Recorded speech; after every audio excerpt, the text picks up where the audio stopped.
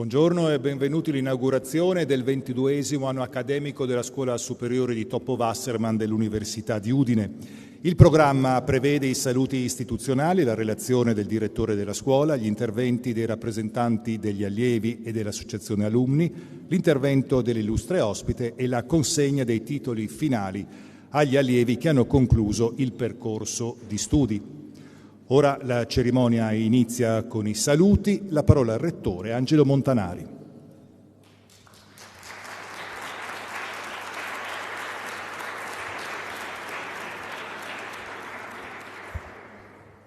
Allora, benvenuti, benvenute. Insomma, questo è sempre un momento di grande gioia per noi e sono contento che siate in molti presenti. Ringrazio tutte le autorità, in particolare appunto l'assessore Pirone, il dottor Olla, il presidente Malattia, l'assessore Rosolè, ma tutti quanti i presenti. Voglio anche ringraziare il nuovo direttore della scuola, che oggi è appunto al battesimo ufficiale, anche se sta lavorando da tempo, ma anche il direttore precedente che ho visto, adesso non so dove sia, e anche i direttori precedenti, perché insomma sono tanti ormai i direttori che si sono succeduti in questo ruolo e hanno contribuito alla crescita di questa realtà, insomma, che per noi è un gioiellino, direi. Allora, inizio ricordando, durante la campagna per l'elezione del rettore, diversi colleghi mi hanno raccomandato la scuola superiore. Io ho detto: guardate, non c'è bisogno che mi raccomandiate, sono già abbastanza sensibile a questo argomento, a parte aver fatto corsi disciplinari, interdisciplinari, ma insomma sono proprio convinto, quindi non c'era bisogno. E secondo me la scuola, il senso di una scuola come questa risponde anche a quel binomio inscindibile di territoriale e universale che ha ogni università, ma direi in particolare la nostra. Io, come ho già detto, le ritengo due dimensioni irrinunciabili e non separabili, e in particolare a chi dice che appunto siamo in un certo territorio, siamo un'università voluta dal territorio, e questo è assolutamente vero e lo so benissimo, ma non possiamo rinunciare alla dimensione universale, alla dimensione fondazionale di ricerca, perché senza questa dimensione anche l'altra dimensione muore. Questo deve essere chiaro. Se vogliamo essere un elemento di innovazione per il nostro territorio, e non solo, anche in prospettiva più ampia, non possiamo rinunciare ad essere anche un luogo in cui ci si forma e si fa ricerca su materie di base, oltre che materie applicate. Detto questo, un'altra cosa che mi piace dire è che, appunto, mentre riflettevo sui rapporti col territorio, mi è sembrato giusto osservare come il nostro Ateneo per questo territorio sia stato un attrattore grandissimo. Cioè noi, anche tra i colleghi qui presenti, ci sono molti colleghi che sono venuti a Udine perché sono venuti in questa università e sono rimasti, e quindi hanno contribuito alla crescita del territorio. Questa università ha consentito anche a tanti di noi che in questo territorio sono nati di rimanerci con piena soddisfazione, ma in qualche modo anche la SUPE è un attrattore per studenti di eccellenza. Noi abbiamo degli studenti che non sarebbero venuti a studiare in questo territorio, in questa università, se non ci fosse stata la SUPE. Quindi questo è un altro elemento di cui tener conto. Una delle obiezioni che alle volte si vengono poste, anche da colleghi, è sì, però è una realtà per pochi. Alla fine, facciamo un investimento, non solo e non tanto noi, ma lo facciamo per un numero ridotto di studenti. Ecco, io non credo che sia così. Io credo che la SUPE sia un bene per tutta la comunità studentesca, per tutta l'università, e in questa linea anche il fatto che tutti i corsi che vengono offerti dalla SUPE sono aperti a tutti gli studenti, quindi non sono dei corsi riservati. Chiaro, gli studenti della SUPE devono frequentare questi corsi, ma di per sé questi corsi sono un bene per tutti. Un altro aspetto fondamentale di un'istituzione come questa, che va sempre nella linea dell'università così come è stata concepita non anni fa, ma secoli fa, è la dimensione della interdisciplinarità, qui proprio strutturalmente, programmaticamente gli studenti devono allargare il loro sguardo, non possono studiare soltanto la loro disciplina, le loro materie, ma devono obbligatoriamente confrontarsi, studiare, frequentare anche corsi di altri ambiti. Vi dicevo, io stesso ho insegnato dei corsi così a cavallo tra informatica, filosofia, è sempre stato un piacere incontrare studenti di discipline diverse dalla mia, ma questo fa parte dello specifico, diciamo, di una istituzione come questa. E da ultimo, la SUPE, qui insomma, ho letto in anteprima alcuni interventi, quindi non voglio bruciare altri interventi, però voglio dire una parola. La SUPE è anche una dimensione fondamentale comunitaria, è un'esperienza di comunità per gli studenti. Probabilmente è anche un ambiente competitivo, ma insomma io credo e spero che la dimensione fondamentale sia quella del rapporto tra studenti che appunto si occupano di discipline diverse e possono mettere in comune, confrontarsi ad ampio spettro. È anche un luogo di condivisione, di comunità tra professori e studenti, forse non come accadeva in certi secoli ormai lontani, in cui c'era proprio una vita comunitaria di studenti e professori. Questo forse no, non è così, però comunque c'è un'esperienza di condivisione che credo sia altrettanto importante. E questa è una dimensione che in questo momento storico in cui gli studenti, ahimè, tendono sempre di più a ripiegarsi su se stessi, a vivere anche l'università in maniera individualistica, credo che un modello come questo, una realtà come questo sia un esempio che possa essere appunto una volta di più mostrare che è possibile vivere in questo modo l'università, che questo forse è il modo più giusto e più proficuo di vivere questa esperienza. Ho detto tutte cose positive, se devo pensare un aspetto su cui possiamo migliorare è che questa scuola superiore è molto attrattiva rispetto a certe discipline, un po' meno rispetto ad altre. Allora, quello che forse devo individuare appunto un qualcosa per il futuro, un to-do, è cerchiamo di allargare il più possibile gli ambiti disciplinari di attrazione. Non è che ci siano delle esclusioni a priori, non è che non vogliamo gli studenti di certe aree, però in certi ambiti disciplinari evidentemente questo tipo di realtà è più conosciuta, è più frequentata, praticata, anche per passaparola. In altri ambiti possiamo migliorare. Io credo che sia un'esperienza di valore per tutte le discipline e quindi, insomma, se devo dare un mandato al nuovo direttore, ecco, cerchiamo insieme di lavorare in questa direzione. Mi fermo, vi ringrazio ancora per la presenza, insomma, e mi complimento da ultimo con gli studenti che si sono diplomati, che hanno completato il loro percorso e vi faccio i migliori auguri per il loro futuro, ma insomma poi avremo anche la cerimonia ufficiale. Grazie.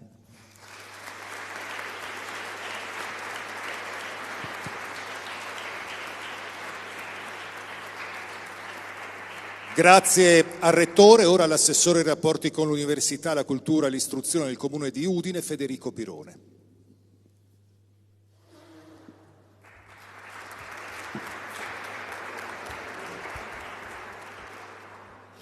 Grazie. Buongiorno a tutte e a tutti. Grazie magnifico Rettore. Grazie neodirettore, professor Peressotti. Saluto ovviamente anche gli altri direttori che vedo in sala, così come la comunità, tutta la comunità della scuola superiore e tutte le autorità presenti. Per me è un onore inaugurare quest'anno accademico. Ci sono anche ragioni ovviamente di tipo personali che però non tratterò. È un onore qui rappresentare l'amministrazione comunale. Questo non è soltanto un luogo di residenza, un luogo di comunità, è anche un luogo che si contraddistingue per essere un laboratorio di futuro. Proprio nel segno anche di questo palazzo, di questo lascito e della scelta che l'Ateneo fece se non ricordo male, nel 1993, quello di prevedere per la prima volta nello Statuto la creazione di un'istituzione di questo tipo. Quindi siamo, diciamo, in perfetta continuità con quello che diceva anche il magnifico Rettore, con l'idea di rendere attraverso l'università, attraverso le scelte del tempo, il nostro territorio attrattivo, no? e formativo. Consentitemi di fare queste brevissime riflessioni, questi brevissimi flash. Il merito oltre la competizione. Il merito non è una gara, come dire, di tipo individuale, ma penso, non voglio che questo sembri ovviamente una contraddizione in termini, però il merito oltre la meritocrazia, che rischia di essere un sistema che consolida le disuguaglianze e certe posizioni di privilegio. Lo dico qui ad allievi che so essere meritevoli. Ma il merito non è appunto un traguardo individuale, ma una responsabilità, una curiosità intellettuale. Il merito, mi viene da dire, è bene comune. In secondo luogo, il progresso non si misura solo dalla tecnica, cioè dalla capacità di fare sempre al meglio le cose, processi, ma è, credo, una scelta di valore. Siamo in un mondo, e riprendo quello che diceva il magnifico Rettore, no? Siamo in un mondo ipercompetitivo anche dal punto di vista dell'utilizzo e del perfezionamento dei mezzi, per esempio tecnici, digitali, no? Ci misuriamo con l'intelligenza artificiale, ma il vero progresso non è solo sapere come, ma credo perché e quali sono le conseguenze. E penso che la comunità studentesca della scuola superiore può essere davvero protagonista nel registrare, nel cogliere, nel comprendere questi aspetti di un cambiamento d'epoca che stiamo vivendo, che tiene insieme spinta, capacità territoriale a distinguersi, ad essere originali, ma allo stesso tempo a non chiudersi dentro recinti precostituiti. Siamo di fronte a sfide ambientali, sociali, culturali, molto delicate. Penso a tutto il tema dei fondamentalismi, anche dei fondamentalismi che oggi mettono in discussione le stesse fondamenta della democrazia. E ultimo, l'interdisciplinarietà come chiave. È bello che in questo spazio convivano ingegneri, medici, laureati in discipline umanistiche, laureati in discipline scientifiche.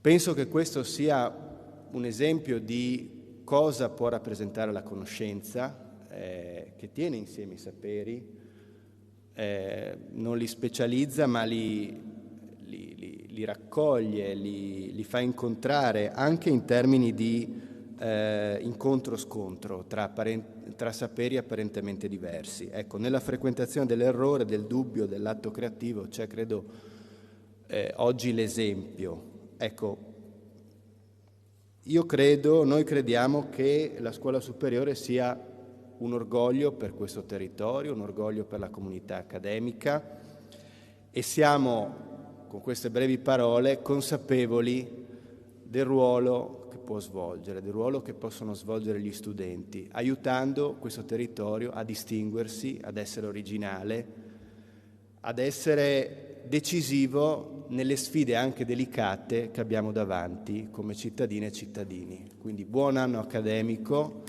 auguri per il vostro futuro e complimenti per quello che realizzate, state realizzando e realizzerete.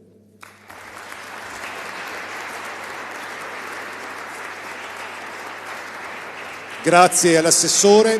Ora il direttore generale dell'Ardis, l'Agenzia regionale per il diritto allo studio, Pierpaolo Olla.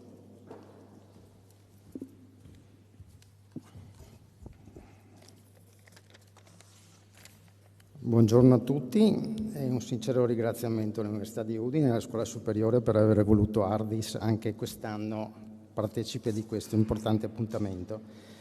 Come già anticipato da chi mi ha preceduto, insomma, viviamo un'epoca, un periodo caratterizzato da forti tensioni che minano quel giusto equilibrio che viene richiesto nel mantenere la rotta nella giusta direzione, nella corretta direzione. Soprattutto che la velocità dei cambiamenti che stiamo vivendo alla nostra società rendono difficile tante volte capire dove si debba andare.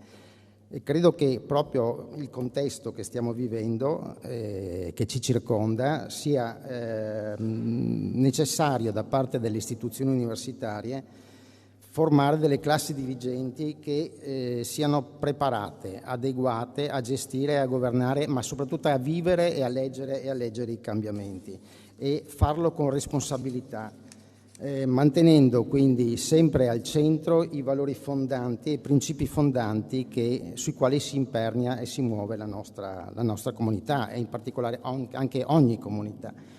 L'Università di Udine, di cui la Scuola Superiore è espressione, è nata, come giustamente diceva il magnifico rettore, su un forte impulso del territorio ed è da sempre legata al territorio e alla sua evoluzione. Ne studia quindi e l'aiuta quindi a vivere questi cambiamenti, però è fortemente aperta anche all'internazionalizzazione grazie all'offerta formativa che è di elevatissima qualità. La SUPE, la scuola, mi permetto di chiamarla SUPE, no? Proprio perché rappresenta un percorso di eccellenza all'interno dell'Università di Udine, ha quell'ulteriore compito di fornire ad un ristretto gruppo di allievi un'esperienza formativa altamente qualificata, in grado di unire alla formazione accademica la capacità di pensare criticamente e di collaborare nella costruzione di idee che possano contribuire a concretizzare soluzioni utili per lo sviluppo della società. La scuola superiore è il luogo dove l'intelligenza interagisce con la curiosità, dove il merito è riconosciuto e dove la responsabilità civica diventa parte integrante della formazione dei propri allievi. Per questo l'Agenzia regionale per il diritto allo studio, l'Ardis, che ho l'onore di rappresentare, sarà sempre accanto all'Università di Udine e alla scuola superiore per sostenerne la crescita e lo sviluppo.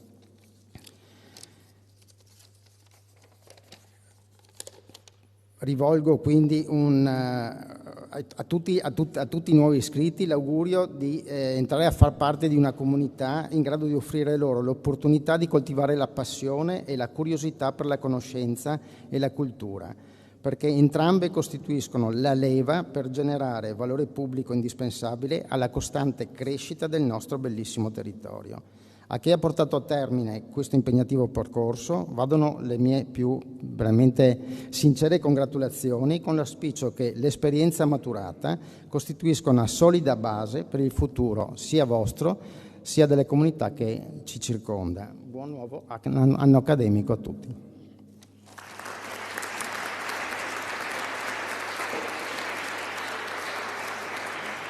Grazie al direttore dell'Ardis, ora il presidente della Fondazione Friuli, Bruno Malattia. Prego.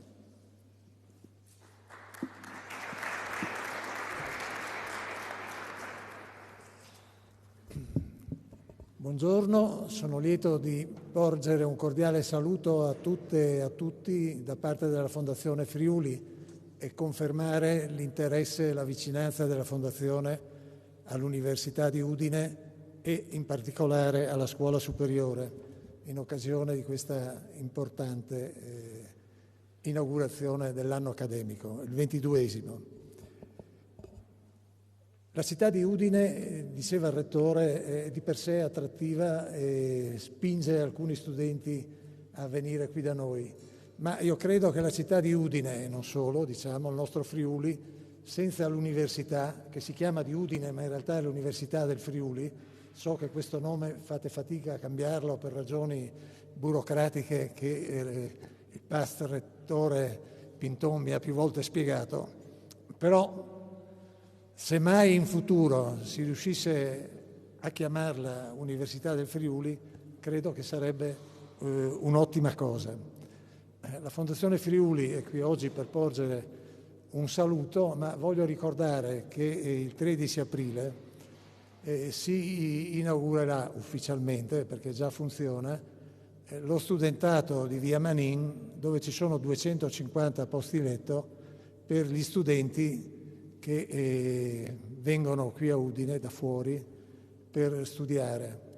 E la Fondazione Friuli, per giungere a questo risultato, ha messo a disposizione un complesso immobiliare di straordinario valore, chiamato imprenditori e finanziatori anche da altre regioni, e anche di questo Udine e l'università credo possano essere non solo soddisfatti, insomma, ma che questo costituisca un ulteriore motivo di attrazione. E in questo edificio, che è caro ai miei ricordi anche perché mio padre ha studiato qui e molti amici io ho conosciuto che non ci sono più, che hanno frequentato queste stanze, nel secolo scorso si sono formati migliaia e migliaia di friulani, molto spesso figli di emigranti o comunque di una società ancora povera e contadina, che hanno trovato qui un'occasione di riscatto e la possibilità di aumentare le loro conoscenze. E tutti questi, assieme ad altri, hanno costituito la classe dirigente della nostra regione nel Novecento. Una classe dirigente che si è distinta per le sue capacità, per la sua onestà, per la concretezza dell'azione amministrativa. Oggi questo stesso edificio rinnovato, reso funzionale, è dedicato a un'esperienza formativa di élite. Sono premiati giustamente il merito e l'impegno che ciascuno di voi studenti dedicate. Il problema che tutti dobbiamo porci sostanzialmente è queste capacità che voi già avete perché vi siete meritati un posto in questo studentato, diciamo, e che meglio ancora svilupperete durante il percorso accademico, possono avere, come l'è stato in passato, una ricaduta positiva sul nostro territorio. Non vorrei dire solo del nostro Friuli, ma almeno della nostra nazione. Noi sappiamo purtroppo che per una serie di ragioni sistemiche che non dipendono certamente dall'università, né da Udine né dal Friuli, le situazioni dell'economia del nostro Paese non consentono percorsi così attrattivi per persone di qualità, per delle elite sostanzialmente nel nostro Paese.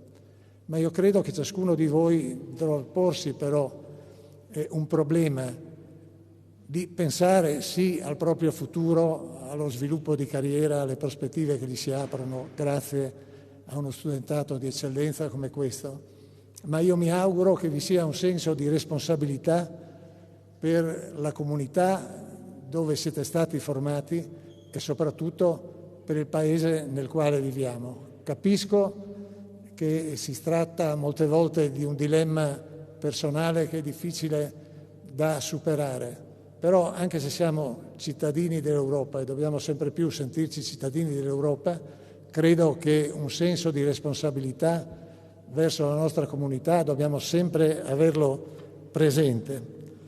Con questo auspicio vi auguro molti auguri e buon anno accademico, sapendo che il futuro e anche il nostro futuro è nelle vostre mani. Buon lavoro.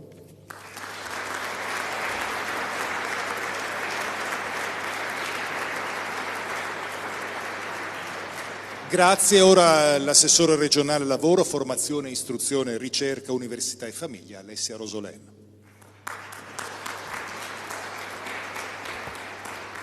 Buongiorno a tutti. Posso dire una cosa? Intanto grazie per gli interventi che mi hanno preceduta, che a mio avviso hanno costruito quel quadro di analisi delle riflessioni che forse un anno fa non sarebbe stato fatto nello stesso modo, a dimostrazione che l'inaugurazione di un anno accademico come quello che stiamo vivendo oggi non è solo un appuntamento formale a cui le istituzioni partecipano, ma è quel momento di riflessione, di analisi, di presa di consapevolezza e di visione che le istituzioni devono ai giovani, devono alla scuola superiore, devono all'intero sistema universitario. Io parto da una banalità che in realtà il Rettore ha già smontato quando ha semplicemente detto: noi viviamo in un mondo globale, la nostra missione e la nostra funzione locale è necessariamente limitata rispetto al fatto che chi vive qua, come chi vive in qualsiasi parte del mondo, è cittadino del mondo ed è cittadino di un mondo in evoluzione.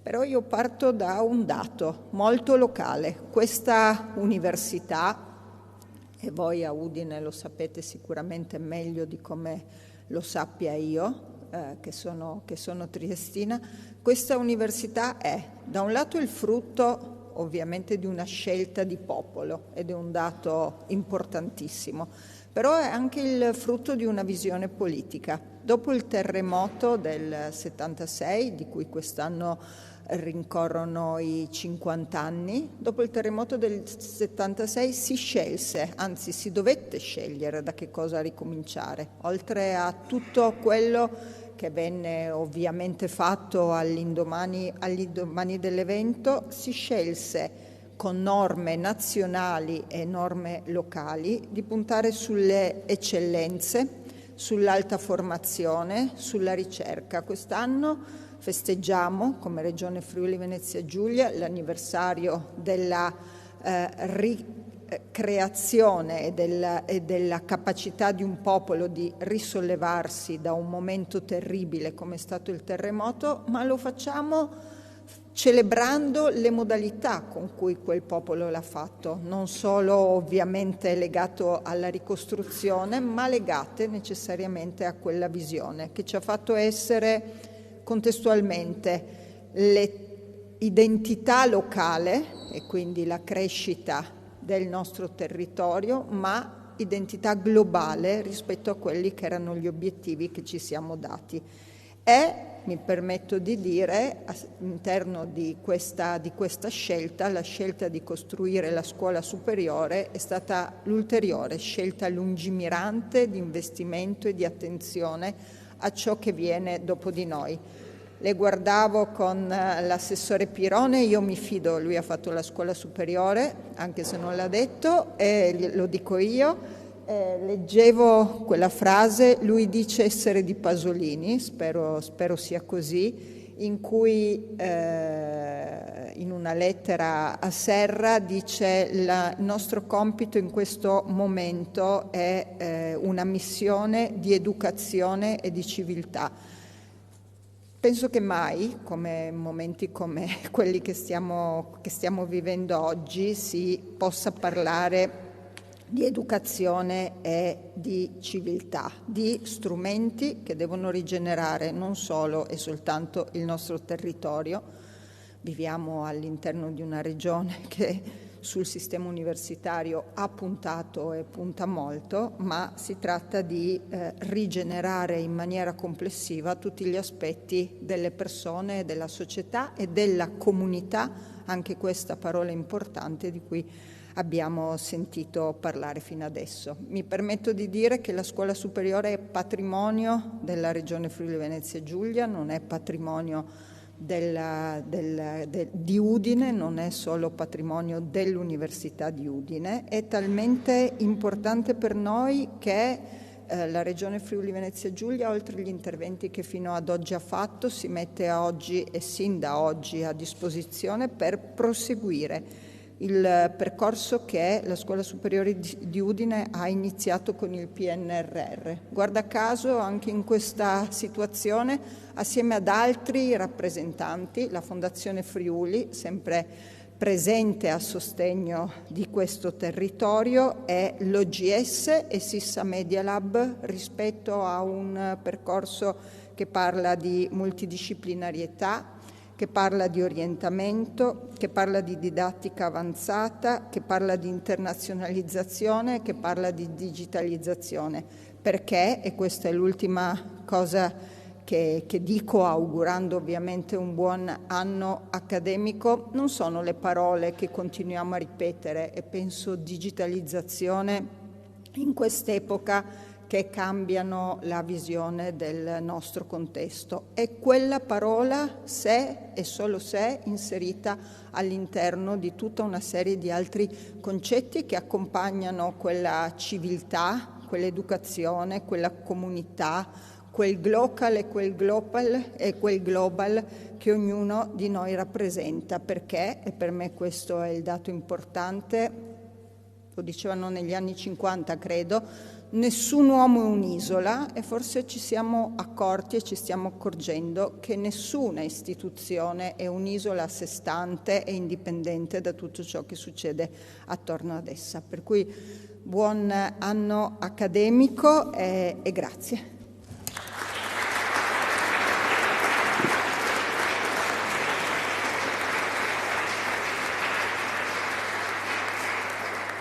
Grazie, ora passiamo alle relazioni. Tocca al direttore della Scuola Superiore di Toppo Wasserman, il professor Alessandro Peressotti.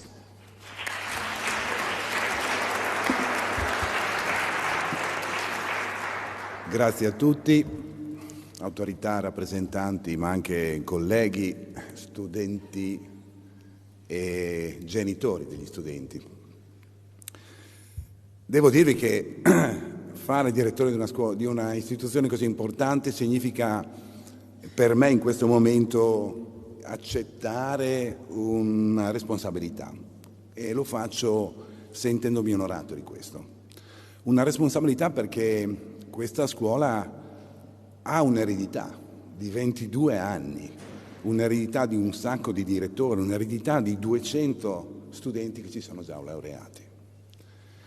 E penso che e voglio dare continuità a questa eredità, con senso di rispetto a chi ha lavorato prima di me, ma anche con la leggerezza che deriva da una consapevolezza che ho ritrovato facendo questo lavoro, di poter contare sul sostegno di tanti colleghi innanzitutto, ma anche di tante istituzioni.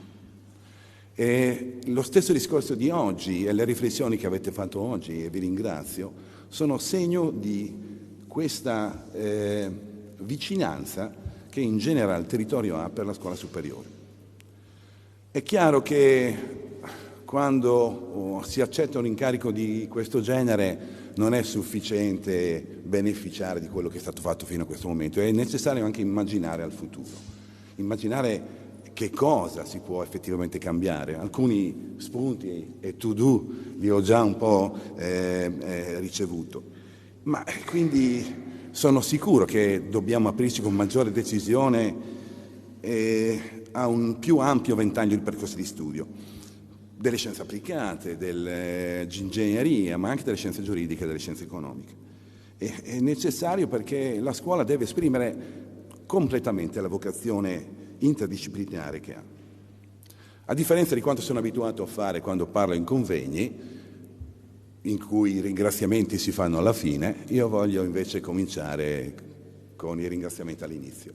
Lo faccio perché questo mi permette in qualche modo di rendere merito all'impegno di tutti quelli che hanno lavorato nella scuola. Io sono arrivato che era già tutto fatto, è poco tempo che sono qua, e quindi è necessario che prima di tutto io faccia questa attività. Non so se ci sono le slide, ma comunque innanzitutto volevo ringraziare il direttore uscente.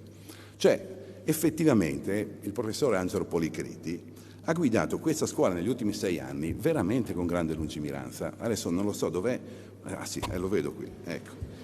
E ha fatto tantissime cose, ne ricordo solamente due tra le cose che ha saputo organizzare. La prima sicuramente è la costituzione o la partecipazione alla costituzione di una rete di scuole superiori. Sembra una cosa semplice da fare, ce ne sono 10 di scuole superiori di questo tipo universitario, altre 7, come sapete, che hanno uno statuto autonomo. Avere una rete di scuole significa in qualche modo facilitare il riconoscimento del titolo superiore anche all'esterno, ma dare un sacco di opportunità agli studenti di questa scuola, agli studenti di altra scuola, poter organizzare in maniera collegiale, poter beneficiare di tutte quelle sinergie che si possono generare quando si è in rete. La rete c'è, funziona già genera dei benefici. Non so se vedete qui la fotografia, ma qui siamo al Senato. Qui siamo al Senato della Repubblica e ci hanno invitato a dimostrare la presenza della rete e a manifestare le iniziative che la rete può effettivamente realizzare. Dal punto di vista della formazione, dal punto di vista anche dell'organizzazione e della gestione di eventi. Non è merito mio, quindi è merito di Angelo Policriti, ma è essenziale che io racconti che cosa è successo in questi ultimi 4-5 mesi di mia direzione. Ha fatto un'altra cosa il vecchio direttore, e ne ha fatte tantissime, ma questa sicuramente è altrettanto interessante. 68 persone tra docenti e studenti hanno potuto beneficiare di un bando di mobilità. Hanno generato qualche cosa che dal mio punto di vista è molto interessante. Scambi di breve durata che hanno aperto effettivamente grandi opportunità di collaborazione e ricerca, e non solo per quanto riguarda questo Ateneo, ma anche per tutti gli studenti della scuola. Poter viaggiare, qui vedete in questa mappa, le mobilità si sono rivolte all'Australia, al Giappone, agli Stati Uniti come posti più lontani, ma per un totale di 14 paesi. E penso che queste occasioni rappresentino non solo modalità di incontro, ma anche opportunità per gli studenti di osservare quelle che potrebbero essere le opportunità e i percorsi che possono essere offerti dopo il loro diploma, dopo la loro laurea. Dopo aver ringraziato il professor Policriti, devo anche ringraziare tutti i docenti. Ecco alcuni numeri. Questi sono i numeri di docenti che quest'anno sono intervenuti nella didattica superiore. 28 corsi superiori, 672 ore di didattica, 27 seminari, 114 tesine, 28 docenti che hanno fatto direttamente da tutor agli studenti che frequentano la scuola superiore. La didattica qui è rinnovata annualmente, non è che si ripete ogni anno. Ogni anno c'è una parola ordinatrice, abbiamo adottato questo stile. È necessario ripensare. Sì, c'è una tradizione, ma c'è sempre contemporaneamente quest'idea di una innovazione. Molto interessante anche, e quindi ringrazio tutti i docenti che hanno partecipato e anche tutti i docenti che sono membri del consiglio della scuola, che sono la vera anima, diciamo così, di questa organizzazione didattica. Ringrazio anche tutte le persone che hanno partecipato e stanno partecipando alle attività del Polo dei Lincei. Abbiamo avuto alcune difficoltà perché il nuovo presidente del Polo ci ha richiesto di fare delle cose a cui non eravamo abituati, ma sicuramente queste iniziative didattiche verranno realizzate, hanno un alto valore formativo. Insegneremo la meccanica quantistica ai ragazzi delle scuole superiori e non solo qui a Udine, ma anche in diverse sedi periferiche. Devo anche ringraziare il personale tecnico amministrativo, in modo particolare Angela Jurettic, dov'è? Cristiana Martino, eccola là, Cristiana Martino, ma anche Mariana Cosicosfi, l'Ilaria e la Giulia Gelisio. Sono veramente essenziali. Qui vedete solamente alcune cose, oltre a svolgere tutta l'attività di routine, no? 190 domande di accesso da parte di tutti gli studenti che negli ultimi 3 anni hanno voluto iscriversi a questa scuola. Dobbiamo sceglierne solamente 20 all'anno. Bisogna organizzare i concorsi, svolgere tutte le pratiche, seguire tutte le carriere. decidere se la carriera è adeguata a continuare a frequentare la scuola, i posti letto, le cucine, la foresteria, anche l'area svago è una cosa di cui bisogna stare attenti. I contratti con tutti i docenti, l'organizzazione della didattica, quella è la routine. Ma le ringrazio particolarmente perché, grazie all'attività di Angelo Policritini, negli ultimi 2 anni abbiamo dovuto amministrare e gestire 2 grandi progetti per quasi 2,5 milioni di euro. E non facili da organizzare per quanto riguarda la rendicontazione, tutta la loro reportistica. Abbiamo realizzato alcune cose che erano già in progetto, c'erano delle aule che l'Ateneo voleva costruire, le abbiamo rimesse a posto, eccetera, ma abbiamo fatto anche un sacco di altre cose. Per esempio, organizzato una didattica, una formazione assieme a Sissa Media a proposito di reti, abbiamo potuto beneficiare anche della formazione. Molti dei nostri dottorandi hanno partecipato a queste iniziative. Oltre a questo, non può e devo per forza ringraziare anche gli studenti. Prima di tutto i 2 rappresentanti, no? Mattia e Andrea, ma anche tutti quanti quelli che hanno partecipato sicuramente a tutte le iniziative. A loro dobbiamo sicuramente riconoscere un grande impegno per quanto riguarda la partecipazione a tutte quelle iniziative che sono fondamentali per la scuola. Ricordo il Discovery Day, l'attività di orientamento, ma anche recentemente il loro intervento come, attivi partecipanti a questo contest di dibattito che abbiamo organizzato qui all'interno.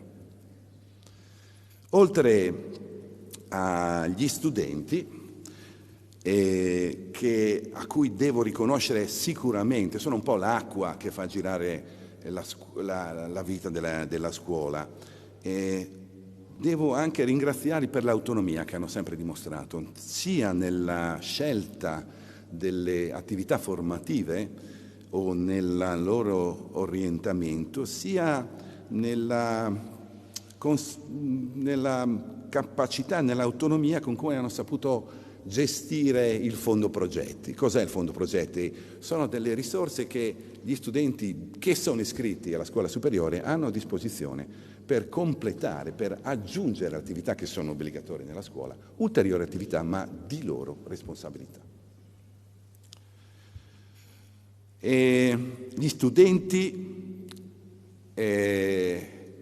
mi congratulo fin da subito con gli studenti che si sono diplomati oggi, i 20 studenti che riceveranno oggi il diploma, che si aggiungono ai 200 che lo hanno già ricevuto in questi ultimi 22 anni. L'ultimo ringraziamento che voglio fare è agli alunni. La vostra attività è fondamentale. Sono sia una testimonianza concreta del valore della scuola, perché ovviamente rappresentano quello che la scuola ha generato, ma sono anche in grado di arricchire e rinnovare continuamente quello che sono le iniziative didattiche e della scuola stessa, le attività formative della scuola stessa. Ho partecipato, per esempio, al secondo ritrovo matematico questo settembre. I vecchi alunni della matematica si incontrano, fanno un seminario destinato agli studenti della scuola. Rinnovano questa loro iniziativa verso la scuola stessa. Concludo, no, non concludo ancora, ma mi tocca ringraziare anche tutti i donor, devo ringraziare tutti i donor. Ormai consuetudine ritenere che siano le risorse finanziarie a orientare l'innovazione, il progresso e il benessere. Non è sempre così, o almeno non lo è automaticamente. Tuttavia è indubbio, e guardo i donor qui che mi stanno osservando, che le risorse destinate alla scuola e alla sua attività rappresentano una condizione essenziale, perché le idee, i progetti e le visioni che qui stiamo sviluppando possono essere portate avanti. Il contributo non si limita effettivamente a sostenere già quello che c'è, che esiste, che io ho ereditato, ma anche rende possibile ciò che stiamo progettando, quello che vorremmo fare. L'ultima persona che ringrazio è il Rettore per la fiducia che mi ha concesso, ma anche per il sostegno che mi ha dimostrato. Il sostegno che mi permette di, diciamo, fare un po' di proposte di quello che intendo fare. Prima di tutto quello di consolidare questa rete, neorete appena generato di scuole superiori, sia nazionale che internazionale. Ci serve intraprendere percorsi formativi che abbiano un riconoscimento nazionale, che prevedano la formazione anche in collaborazione con le altre scuole superiori. Sono d'accordo con il Rettore che storicamente le domande di accesso hanno evidenziato un forte interesse degli studenti orientati principalmente verso i corsi di area matematica e umanistica. Questo, se da una parte conferma l'attività della scuola in questi campi, pone l'esigenza di ampliare ulteriormente la platea di questi candidati. L'obiettivo è quindi quello di intercettare in maniera sempre più crescente studenti motivati a intraprendere percorsi nell'ambito delle scienze applicate, quali l'ingegneria, l'informatica, l'agraria, ma anche le scienze economiche e giuridiche, che ora rappresentano solo il 40% degli studenti totali della scuola. Rafforzare questa componente non significa solo riequilibrare una distribuzione interna, ma costruire una comunità accademica che sia sempre più eterogenea e integrata. C'è un ulteriore elemento strategico che penso su quale dovremo lavorare assieme al Rettore. È quello di costruire un corpo docente dedicato, riconoscibile, capace di garantire continuità, qualità e identità alla formazione superiore. La scuola deve poter contare su una comunità di docenti stabilmente coinvolti che condividano un progetto educativo comune e contribuiscono alla sua evoluzione. Pensiamo a un modello che sappia integrare docenti in visita, giovani ricercatori di eccellenza, offrendo loro l'opportunità di sviluppare una didattica superiore, strettamente connessa ai propri ambiti di ricerca, ma anche altamente multidisciplinari, orientata ai temi emergenti.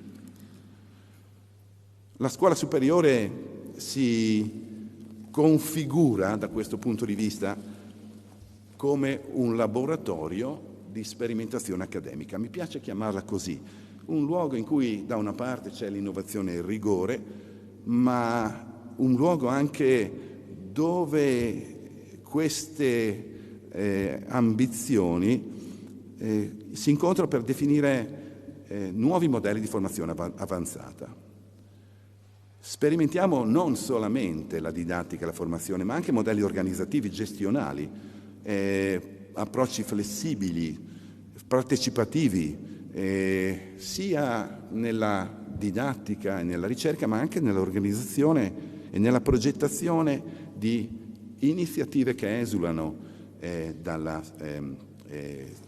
queste due attività. Sono contento di riconoscere che la scuola è anima di un ateneo dinamico, flessibile, con un elevato impatto internazionale, come avete visto. Non solo un luogo di eccellenza, ma uno spazio che è veramente vivo. Concludo con questa ultima diapositiva, che non è solo un invito, ve la spiegheranno meglio gli interventi che seguiranno, ma è un esempio concreto di questo tipo di attività. È un esempio concreto di come la tradizione e l'innovazione possono incontrarci. Si tratta di una mostra, la faremo qui, la prossima settimana, in questo spazio dove siete seduti. Gli studenti saranno le guide, gli studenti della scuola superiore. Gli studenti delle scuole secondarie saranno alla mattina accolti dagli studenti della scuola superiore. Poi la mostra sarà aperta anche al pubblico nel pomeriggio. È una mostra che parla di intelligenza, che apre a diversi tipi di riflessioni. Non sappiamo ancora gli esiti di questa mostra o di questa iniziativa, ma siamo consapevoli che il solo percorso di ideazione e di costruzione ha rappresentato di per sé un modello di opportunità di crescita, una sperimentazione e di apprendimento per gli studenti della scuola, per i docenti, per me, ma anche per tutta la capacità gestionale che la scuola ha rappresentato. È con questo invito che concludo il mio intervento e vi ringrazio.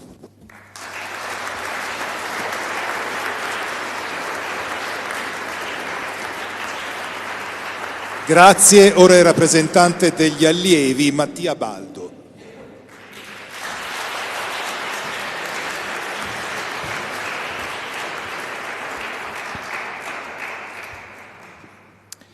Buongiorno a tutte e a tutti, magnifico rettore, direttore della scuola, autorità, membri della comunità accademica, allievi e allievi, signore e signori. È per me un onore e un piacere trovarmi qui durante questa importante occasione a rappresentare la comunità degli allievi della scuola superiore di Topo Wasserman. Parlare a nome di qualcuno, a nome di molti, è sempre difficile. Le parole che state per sentire, pensate con il mio collega rappresentante Andrea Perbellini, che purtroppo è impossibilitato a presenziare a questo evento, hanno l'ambizione di tessere un arazzo di voci, le singole voci dei nostri compagni di collegio. Non sappiamo se siamo riusciti nel nostro intento, ma ci auguriamo vivamente di aver reso giustizia al pensiero di ciascuno di loro. Quando Andrea e io siamo stati informati del tema di quest'anno, intelligenze, ammetto che ci siamo trovati in difficoltà. Parlare di intelligenza, in qualunque modo decidessimo di declinare questo argomento, ci sembrava ed era decisamente fuori dalla nostra portata. Nell'officina di questo discorso abbiamo quindi cercato di tornare alla radice del tema, perché esso era stato scelto e perché sulla base di questo si era pensato a un ospite come il professor Paglieri per l'intervento. L'occasione che motiva questo tema porta lo stesso nome. Dal 2 aprile al 2 maggio, infatti, proprio qui nel velario del Palazzo di Topo Wasserman, si terrà una mostra indagine multimediale e interattiva dal titolo Intelligenze, che si propone l'obiettivo di riflettere su una domanda ancora aperta. Che cos'è l'intelligenza? Il viaggio che si prospetta per il visitatore è multidisciplinare. Si snoda attraverso varie tappe, la memoria e l'apprendimento, l'intelligenza con cervello di molti animali, quella senza neuroni per esempio delle piante, ma anche la cooperazione, l'intelligenza collettiva, il linguaggio e la cultura. Prima che venga ospitata presso di noi, la mostra Intelligenze è stata inaugurata all'Archivio di Stato di Torino. È proprio visitandola lì che il nostro direttore ha pensato di esporla anche qui a Udine. A colpirlo è stato in particolare come gli allievi della Ferdinando Rossi, la scuola superiore universitaria della città, grazie alla quale la mostra era stata organizzata, fossero coinvolti in prima linea come guide per le classi delle scuole che la visitavano. Siamo felici che anche qui noi allievi della di Topo Wasserman ricopriremo lo stesso ruolo. Ma veniamo al dunque. Perché ricordare tutto ciò ora, in un'occasione come l'inaugurazione dell'anno accademico della scuola? La risposta in realtà è molto semplice. L'idea di una mostra organizzata e promossa da varie scuole superiori universitarie, in primis Torino, ma a breve anche la nostra, e chissà quali altre nel futuro, e che tra le varie scuole superiori universitarie è itinerante, si muove, è segno tangibile di qualcosa di molto prezioso, la collaborazione. È frequente il rischio di pensare alle scuole superiori universitarie come monadi, come organismi isolati. La mostra Intelligenze ci ricorda che non è così. Se la missione di una scuola superiore è una missione di educazione, di civiltà, nelle parole di Pierpaolo Pasolini che abbiamo scelto per noi a mo' di motto, occasioni come Intelligenze ci ricordano che è una missione collettiva, per cui ogni scuola superiore universitaria deve battersi, lavorando quanto più possibile al fianco delle altre. Parlare di collaborazione tra scuole superiori universitarie è particolarmente speciale per noi quest'anno. Assieme ad altri nostri compagni, oltre alla segretaria amministrativa della scuola, Cristiana Martino, al direttore e all'ex direttore, il professor Alberto Policriti, siamo da poco tornati da un viaggio di 2 giorni a Roma. Il 16 e 17 febbraio abbiamo partecipato a 2 incontri con le altre superiori universitarie della rete ASSI, Alleanza Scuole Superiori di Ateneo, rispettivamente a Palazzo Madama e nel nuovo Teatro Ateneo della Sapienza. L'obiettivo di questi incontri stava proprio nel fare il punto sulle attività che, finanziate da fondi ministeriali, le singole scuole avevano portato avanti nel corso degli ultimi anni e nel capire lo stato della rete. Quanta rete, quanta collaborazione c'è tra queste scuole? Le attività promosse da ciascuna di esse hanno contribuito a rafforzarla. Come possiamo intensificarla, inspessirla negli anni a venire? Siamo stati felici di constatare come questa rete nel concreto esista. Lo dimostrano in primo luogo le attività che le scuole organizzano insieme. Di recente, per esempio, nel contesto del progetto FC, Educating Future Citizens, la di Topo Wasserman ha collaborato con il Collegio Internazionale Ca' Foscari per la messa in atto di un torneo di dibattito, a cui hanno preso parte una 70 di ragazzi provenienti da più di 10 scuole del Triveneto. A motivarci e a guidarci nel realizzarlo è stata proprio quella missione di civiltà di cui parlavamo prima. Educare i ragazzi delle superiori, cittadini assieme a noi del futuro, al pensiero critico, cercare di fornire loro, anche se in poco tempo, strumenti utili per decifrare e navigare nel mondo sempre più complesso che abitiamo. In secondo luogo, a essere segno tangibile della rete è il fatto che alle attività organizzate dalle scuole colleghe abbiano preso parte e continuino a prendere parte allievi provenienti da tutta Italia. Anche qui a Udine abbiamo avuto il piacere di ospitare colleghi dalle scuole di Venezia, di Torino, di Catania. Proprio nell'ambito di intelligenze avremo l'occasione di ospitare un'allieva della scuola di studi avanzati della Sapienza, conosciuta non a caso grazie all'intervento che ha tenuto a Palazzo Madama. La collaborazione tra scuole, dunque, quando viene cercata e promossa, trova le sue manifestazioni più belle nei momenti in cui allievi di varie scuole interagiscono tra di loro. A tal proposito, siamo davvero felici e orgogliosi di ricordare in questo discorso di inaugurazione l'Ake School, Excellence Colleges Olympics, la cui 7ª edizione, organizzata dalla nostra scuola in collaborazione con l'Area Sissu, la rete italiana degli allievi, delle allieve, delle scuole e degli istituti superiori universitari, è stata ospitata proprio a Udine dal 3 al 6 settembre 2025. Questo evento sportivo e sociale ha visto più di 250 studenti delle scuole superiori universitarie italiane sfidarsi in diverse gare sportive, dagli sport tradizionali al dibattito competitivo fino agli e-sport. L'evento non soltanto ha mostrato la centralità che le attività collaterali allo studio hanno all'interno delle scuole superiori universitarie, ma anche e soprattutto ha creato tra gli allievi di tutta Italia un terreno di scambio umano prima ancora che accademico. L'aspetto fondamentale di questa manifestazione non stava infatti nella pura competizione sportiva, bensì nel clima di convivialità, di incontro e di scambio tra i partecipanti, riflesso diretto di quanto cerchiamo di promuovere costantemente anche all'interno della nostra scuola. Dietro al successo dell'iniziativa si è sviluppata una rete di competenze e collaborazione che ha superato i confini della semplice organizzazione logistica. Questo traguardo, dobbiamo dirlo, non sarebbe stato raggiunto senza la comunicazione fra gli allievi e il personale amministrativo delle varie scuole. Suonerà tautologico, ma non avremmo modo di cogliere tutto ciò che da questa collaborazione fiorisce se non ci fossero persone pronte a spendere il loro tempo per favorirla. Ci sembra doveroso, quindi, ringraziare dalla parte degli studenti i rappresentanti della Risissu, che purtroppo non possono essere qui oggi, Niccolò Gaspari e Giulia Maria Giacchetto, ricordando anche gli ex Maddalena Feltrini e Francesco De Cataldo, senza i quali le passate X School, appunto, sarebbero rimaste soltanto un grande sogno nel cassetto. E i tutor studenti, Giada Martina e Alessandro Menisini.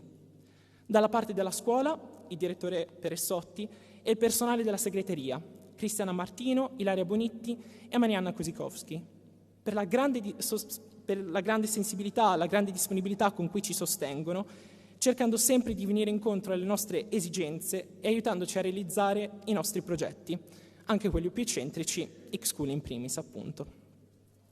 Vogliamo poi ringraziare tutti i docenti che mettono a disposizione il loro tempo, il loro sapere e la loro competenza a beneficio della nostra formazione. In particolare i docenti che con grande impegno e disponibilità ricoprono il ruolo di tutor. Ci sembra giusto, inoltre, ringraziare tutti gli studenti e le studentesse che fanno parte di questa comunità e la rendono ciò che è e che possiamo testimoniarvi. Il percorso di crescita e di formazione passa anche e soprattutto attraverso di voi. Infine, ci rivolgiamo a quelli che per noi sono i veri protagonisti della mattinata. Voi studenti e studentesse che oggi ricevete il diploma. Fa uno strano effetto non vedervi più con la stessa frequenza di qualche mese fa per i corridoi della residenza, nelle aule del palazzo agli orari più improbabili, o non potervi bussare alla porta per scambiare qualche parola, farsi una risata, dare o ricevere un abbraccio. Fa uno strano effetto, dopo aver condiviso così tanto con voi negli ultimi anni, vedervi concludere questo percorso e voltare pagina per iniziare a scrivere un nuovo capitolo della vostra vita. Vi auguriamo di poter cogliere tutto ciò che di meglio il futuro ha da offrirvi, con l'auspicio che possiate proseguire nelle vostre carriere, qualsiasi esse siano, mettendo a frutto la passione, l'amore e la dedizione che avete speso durante il vostro percorso nella scuola, senza mai perdere la curiosità e l'intraprendenza che vi avevano accompagnati ancora prima di entrare qui anni fa. E siamo convinti che quello che la scuola vi ha dato, accademicamente e soprattutto umanamente, saprete coltivarlo al meglio anche fuori dalle mura di questo palazzo, che negli ultimi anni è stato casa. Pensarvi, mentre scrivevamo questo discorso, e vedervi ora mentre lo leggo, mentre virtualmente lo leggiamo, ci fa ritornare a quanto abbiamo detto all'inizio. Parlare di intelligenza, in qualunque modo la decliniamo, ci sembra ancora, ed è ancora, decisamente fuori dalla nostra portata. Ma se c'è anche solo una fessura, uno spiraglio, attraverso il quale scivolare dentro all'argomento e dire la nostra a riguardo, non come studenti, non come allievi, ma ancora più intimamente come membri della comunità, della famiglia, che è la di Toppo Wasserman, il Toppo, come lo chiameremmo in qualunque altra occasione che non fosse questa, diremmo quanto segue. Da definizione, l'intelligenza collettiva è la capacità di un gruppo di individui di risolvere problemi complessi, prendere decisioni e creare conoscenza attraverso l'interazione e la collaborazione. Ecco, siamo felici di affermare che la di Toppo Wasserman è uno spazio dove questa intelligenza viene coltivata. Grazie dell'attenzione.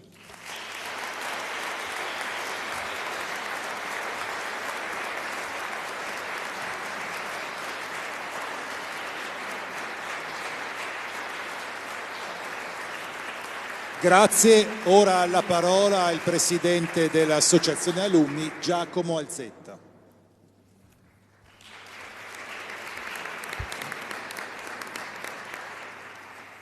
Buongiorno a tutti. Desidero innanzitutto portare i più calorosi saluti da parte dell'Associazione Alunni e da tutti gli ex allievi della scuola alle autorità qui presenti, al magnifico rettore, professor Angelo Montanari, al direttore della scuola, professor Alessandro Pressotti, ai docenti e al personale della scuola e a tutti gli ospiti. Un saluto ancora più sentito va naturalmente alle allieve ed agli allievi della scuola e in particolare alle diplomande e diplomandi e alle loro famiglie, protagonisti di questa giornata così significativa. È per me un grande piacere essere qui oggi non solo in qualità di presidente dell'Associazione Alunni, ma soprattutto come ex allievo della scuola. Ogni volta che torno qui in questi spazi non torno semplicemente in un luogo fisico, ma in un ambiente che ha contribuito in un modo profondo alla mia formazione, non solo accademica ma anche personale. La scuola superiore è senza dubbio un percorso di eccellenza, ma credo che tutti noi alunni saremo d'accordo nel dire che il suo valore non si esaurisce nei corsi, nei seminari, nelle conferenze o nel diploma finale. Il vero valore della scuola sta nella comunità che costruisce, sta nel vivere insieme, nello studiare insieme, nel confrontarsi ogni giorno con persone che hanno percorsi, competenze e visioni del mondo anche molto diverse dalle proprie. Sta nell'interdisciplinarietà vissuta, non solo dichiarata. Ed è proprio questo aspetto che vorrei sottolineare oggi, anche alla luce di un tema che è inevitabilmente sempre più centrale nella nostra vita, l'intelligenza artificiale. Negli ultimi anni abbiamo assistito a uno sviluppo rapidissimo di strumenti di intelligenza artificiale, ormai accessibili a tutti, in qualunque momento, in ogni luogo, e che stanno trasformando il modo in cui studiamo, lavoriamo e produciamo e accediamo alla conoscenza. E allora viene spontanea una domanda: qual è oggi il valore aggiunto di un percorso come quello della scuola superiore. Alcune ricerche recenti mostrano come questi strumenti possano aumentare significativamente la produttività, ma evidenziano anche un possibile effetto collaterale, il rischio di delegare parte del nostro processo cognitivo, riducendo l'impegno attivo e in alcuni casi la profondità della comprensione. In altre parole, l'intelligenza artificiale può aiutarci a fare di più e più velocemente, ma non necessariamente a capire meglio, e anzi può essere nociva per arrivare a una vera comprensione del problema o del contesto che si sta affrontando.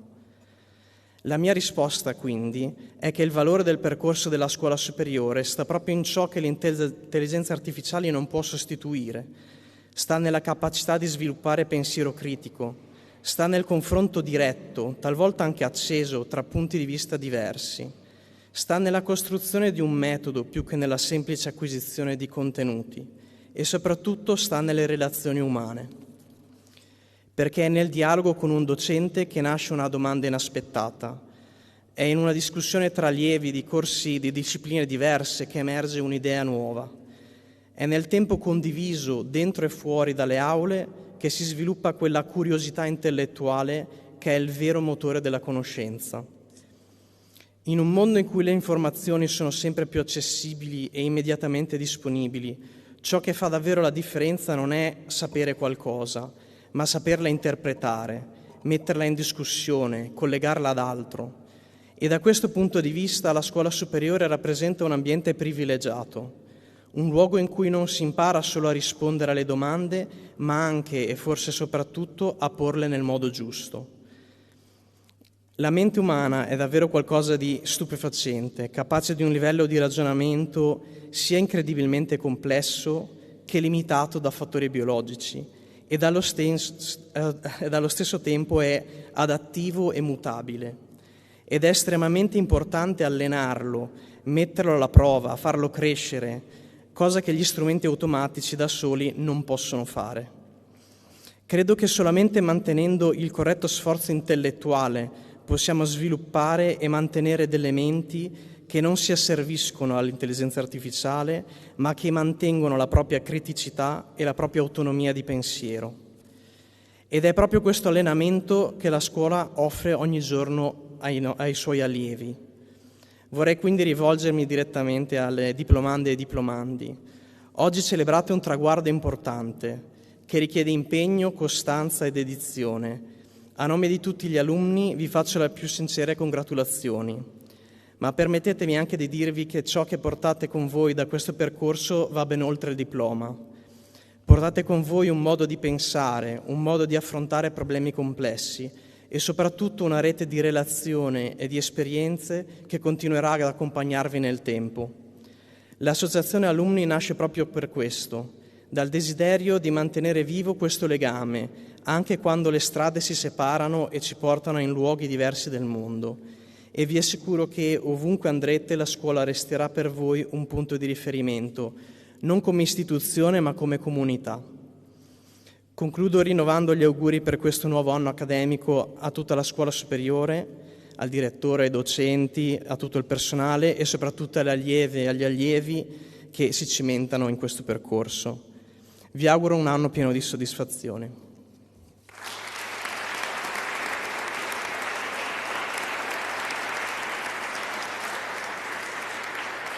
Grazie. Ora l'intervento sul tema l'intelligenza, che cos'è, come si misura, chi la possiede, il professor Fabio Paglieri dell'Istituto di Scienze e Tecnologie della Cognizione del Consiglio Nazionale delle Ricerche.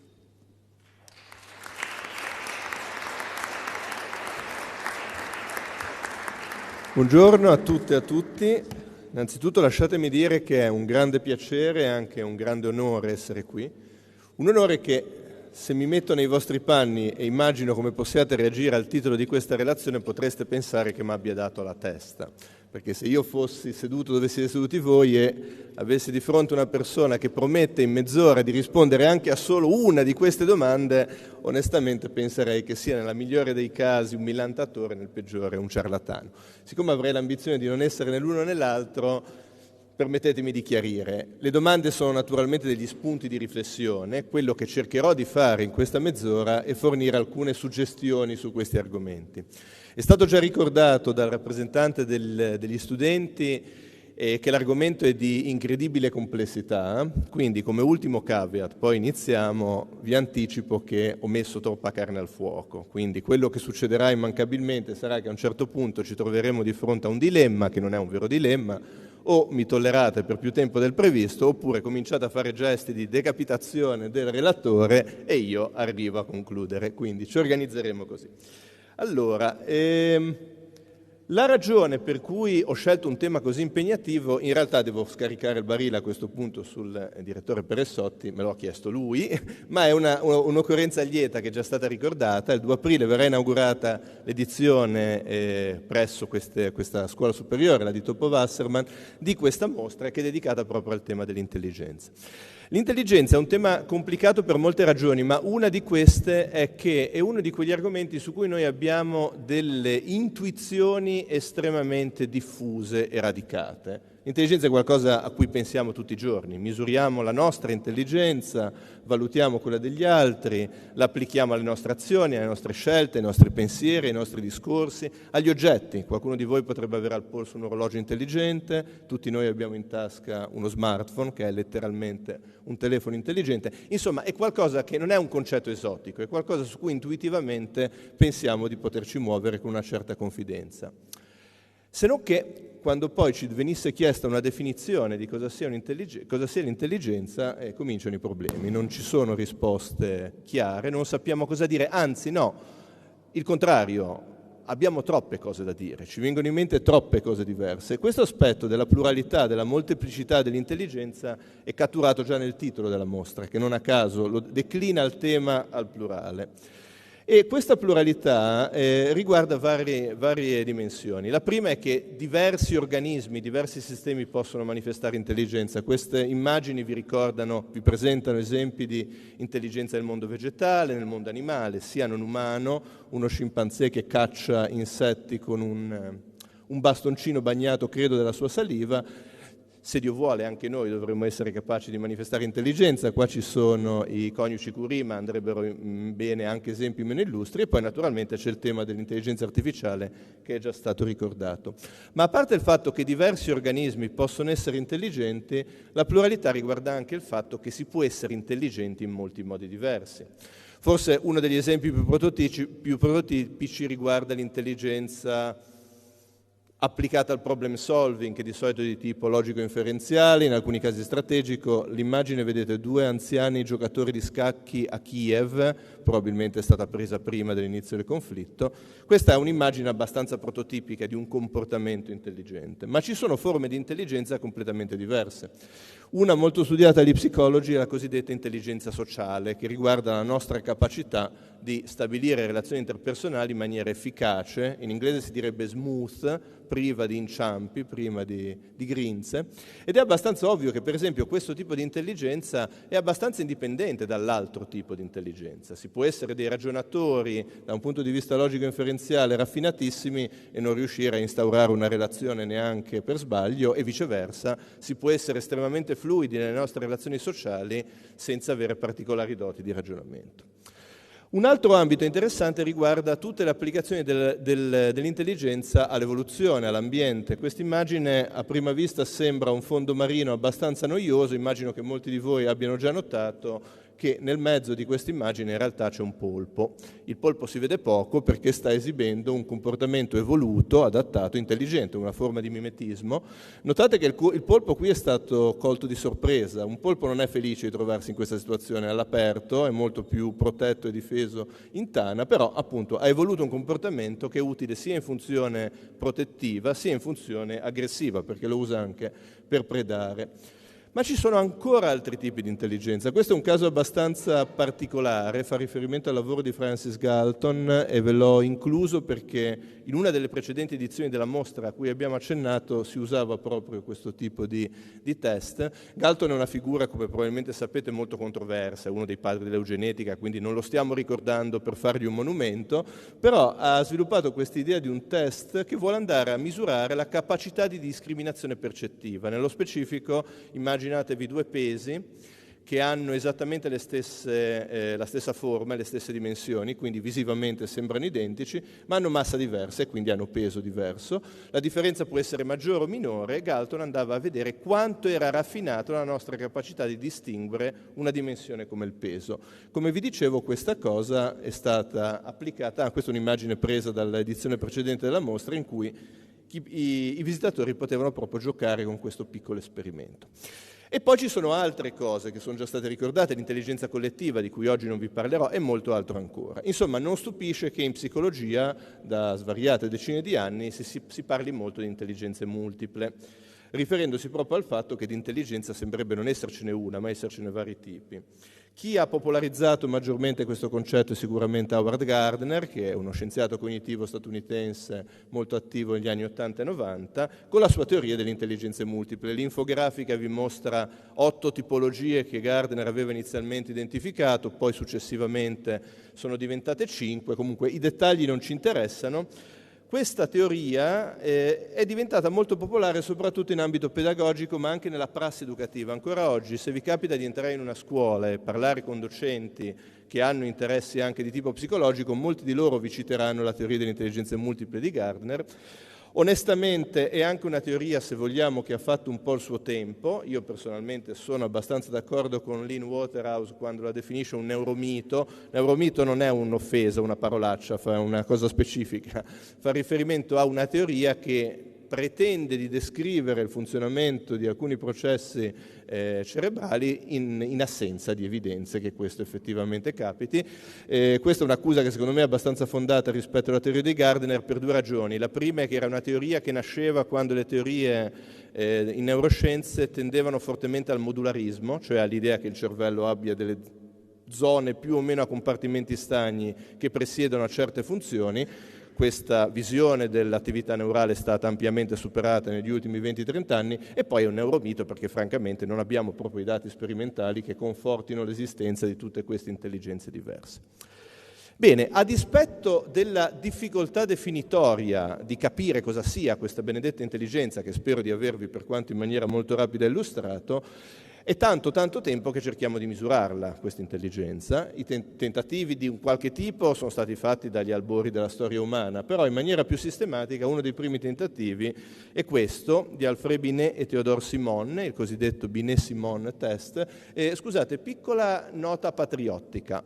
Alfred Binet lascia in realtà Alfredo Binetti a Nizza nel 1857, quando era ancora parte del Regno di Sardegna. Poi pochi anni dopo, come sapete, nel contesto del processo di unificazione italiana passa alla Francia e Alfredo Binetti diventa Alfred Binet. Non credo se ne sia fatta una tragedia perché aveva pochi anni, altri, Giuseppe Garibaldi, non l'hanno presa benissimo, ma questa è un'altra storia. Comunque, Binet e Simon propongono il primo test che cerca di misurare l'intelligenza e cerca di misurare l'intelligenza durante lo sviluppo nei bambini ad età diverse. Questa cosa viene ripresa con molta energia negli anni successivi. Tenete conto che la misurazione di intelligenza è stato uno dei grandi temi agli albori della psicometria, quando la psicologia stava passando da un approccio più filosofico a un approccio più sperimentale, quindi era molto studiato all'epoca. Questo è un altro studioso abbastanza importante, William Stern, lui è tedesco, è importante anche perché è il primo a usare l'espressione quoziente di intelligenza. Vi ho messo la formula non perché sia particolarmente illuminante, ma perché vi fa capire la natura normativa di questo concetto, come lo usava Stern, perché vedete che si va a confrontare l'età mentale, misurata in teoria dal test, con l'età biologica, misurata all'anagrafe, e si moltiplica per 100. Questo vuol dire che il test era costruito in modo che, per esempio, un bambino di 7 anni ottenesse in condizioni normali un punteggio pari a 7. Quindi capite che, come lo intendeva Stern, un quoziente di intelligenza superiore a 100 indicava qualcuno più avanti nel proprio sviluppo rispetto a questa ipotetica norma, un quoziente inferiore invece indicava un possibile ritardo. Sottolineo la natura fortemente normativa perché è ovviamente una delle cose che invece oggi è prepotentemente messa in discussione. I test di intelligenza contemporanei però devono molto a quest'altro studioso, David Wexler. Lui era uno psicologo rumeno naturalizzato statunitense che fa due cose interessanti che facciamo ancora oggi.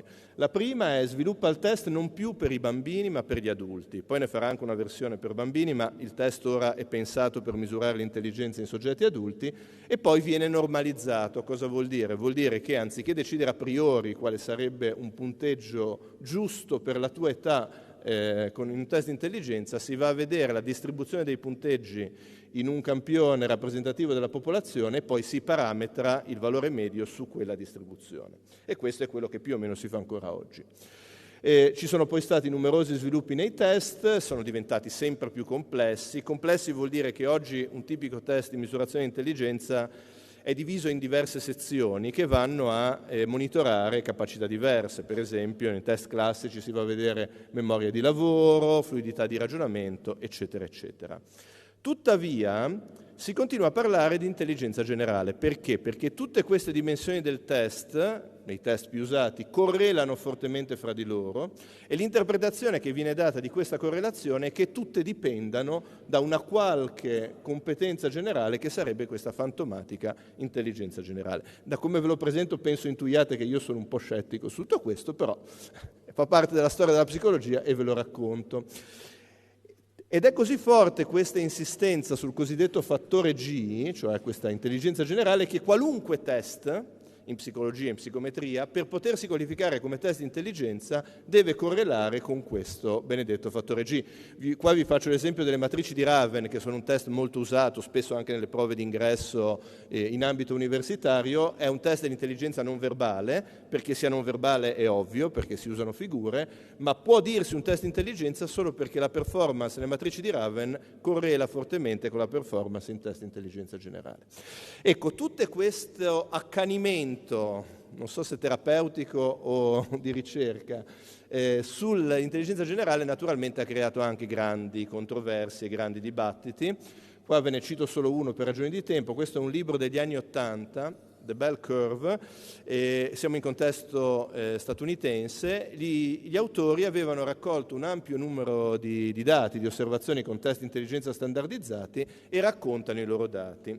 Ciò che scatena il parapiglia è il fatto che loro distinguono i dati per gruppi etnici, e quello che osservano è che mentre la distribuzione è la stessa in tutti i gruppi etnici, la media invece cambia da un gruppo all'altro. In particolare nel contesto statunitense di quegli anni, a detta dei loro dati, gli asiatici tendevano ad avere una media più alta rispetto a persone che loro descrivono come bianche, che a loro volta avevano una media più alta di persone ispaniche, che a loro volta avevano una media più alta di persone di colore, nere. Quindi potete capire che questo tipo di osservazioni scatenano un dibattito mediatico, politico, civico, sacrosanto peraltro, ma a me questo non interessa, non abbiamo tempo di approfondire, mi limito all'aspetto scientifico di questo dibattito. Questo è un libro di un eminente genetista, Stephen Jay Gould, che era stato pubblicato prima del libro di Herrstein e Murray, e Gould stava già dicendo sostanzialmente una cosa molto semplice: guardate che state troppo insistendo in tentativi di misurare come realtà genetiche ed ereditarie cose che non lo sono affatto. Banalizzo molto, ma il punto principale era questo. Bene, Gould è talmente indignato da il libro The Bell Curve che ripubblica una seconda edizione del suo libro, modificandolo, e ora non so se si lega, ma addirittura nel sottotitolo, nel fondo pancia, c'è proprio scritto la refutazione definitiva di quello che dicevano gli altri. E non è il solo, questo è un altro genetista molto importante, Lewontin, che anche lui pubblica un libro che va nella stessa direzione insieme a Steven Rose e Leon Cami. Benissimo, perché vi ho raccontato tutta questa storia molto di corsa? Non perché ci sia qualche particolare conclusione da trarre, ma perché ci permette di mettere a fuoco in maniera sintetica, ma spero efficace, 3 problemi che stanno dietro a questo sogno o incubo, dipende dai punti di vista, di misurare in maniera univoca l'intelligenza. Primo problema è che questa cosiddetta intelligenza generale correla, e lo sappiamo dai dati, da una valanga di dati, con altri fattori. Banalmente lo status socio-economico, il livello di istruzione dei genitori, i valori culturali di un determinato gruppo in cui si cresce, in cui ci si forma, e quindi ovviamente il problema è che cosa stiamo veramente misurando. Stiamo misurando una capacità intellettiva o stiamo misurando le condizioni di partenza in cui quella capacità intellettiva si è sviluppata? E nel caso statunitense, se considerate i gruppi che vi ho raccontato, la risposta è abbastanza ovvia. Il secondo problema discende da quello che abbiamo detto all'inizio, cioè dato la natura fortemente poliedrica del concetto di intelligenza, ma davvero pensiamo che sia una buona idea insistere sul fatto di appiccicarci un singolo numero, un singolo valore? Probabilmente è un approccio come minimo fortemente limitante. Il terzo problema è quello che io personalmente trovo più divertente perché è, come si suol dire, data driven, dipende dai dati, è il cosiddetto effetto Flynn. Si chiama così perché questo psicologo australiano, Flynn, è stato non il primo a osservarlo, ma il primo a insistere per sottolineare che era un problema. Cos'è l'effetto Flynn? Beh, è semplicemente che i punteggi nei test standardizzati di intelligenza, da quando ce li abbiamo, ormai è un secolo quasi, continuano a crescere. E crescono in maniera significativa e stabile. Ultimamente sembrava si fossero rallentati o addirittura avessero invertito la tendenza, qualcuno si era subito messo a gridare a un'inversione dell'effetto Flynn, a lamentare che le nuove generazioni sono molto peggio. Questa cosa di noi anzianotti che diciamo sempre che voi giovani siete molto peggio di noi non si può veramente sentire, ma comunque è una miseria umana. Comunque l'effetto Flynn in realtà, guardando bene i dati, continua. E perché pone un problema? Beh, perché se veramente, come pretendevano Einstein e Murray, col quoziente intelligenza noi stiamo cercando di misurare una capacità cognitiva di base profondamente radicata nel patrimonio genetico dell'individuo, quella non è una cosa che cambia coi tempi di 70 anni, è una cosa che cambia su tempi evolutivi e non è quello che stiamo osservando.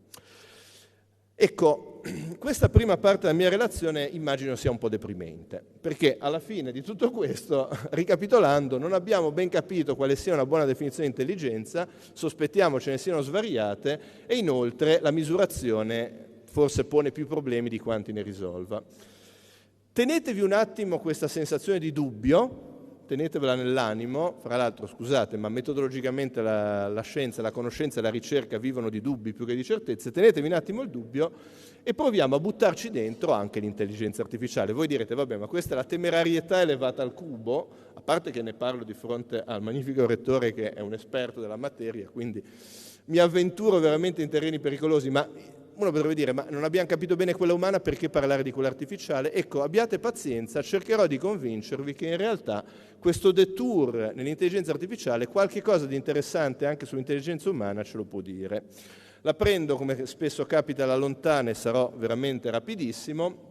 Questo è un riferimento standard, è il buon vecchio Alan Turing, un articolo del 1950 con un numero di citazioni che ogni volta che lo vedo desta la mia più intensa invidia, perché parliamo di 10.000 e passa, se ricordo bene. Comunque questo è un articolo, vi faccio notare, pubblicato su una rivista di filosofia, Mind, il titolo è Computing Machinery and Intelligence, e Turing inizia proprio, ci sono un sacco di cose in quell'articolo estremamente utili da molti punti di vista, ma lui parte proprio da questa domanda. Come facciamo a rispondere alla domanda se una macchina possa pensare? E Turing cerca di operazionalizzare questa domanda con il famoso gioco dell'imitazione. Questo è il cartellone di un film su Turing uscito di recente. Il film è pure carino, onestamente del gioco dell'imitazione ci racconta relativamente poco, è molto più su questioni di spie. Turing ha avuto un ruolo nel decodificare i messaggi dei nazisti, però insomma queste sono derive hollywoodiane.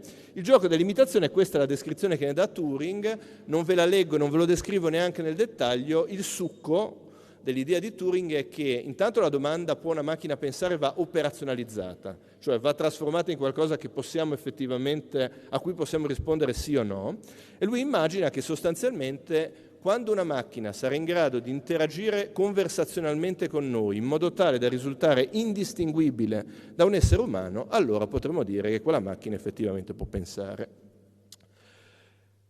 Se vi interessa, a parte l'articolo del 1950, di recente l'intero articolo è stato tradotto e commentato da Diego Marconi, che è un ottimo filosofo italiano, ve lo consiglio molto, è una lettura molto stimolante.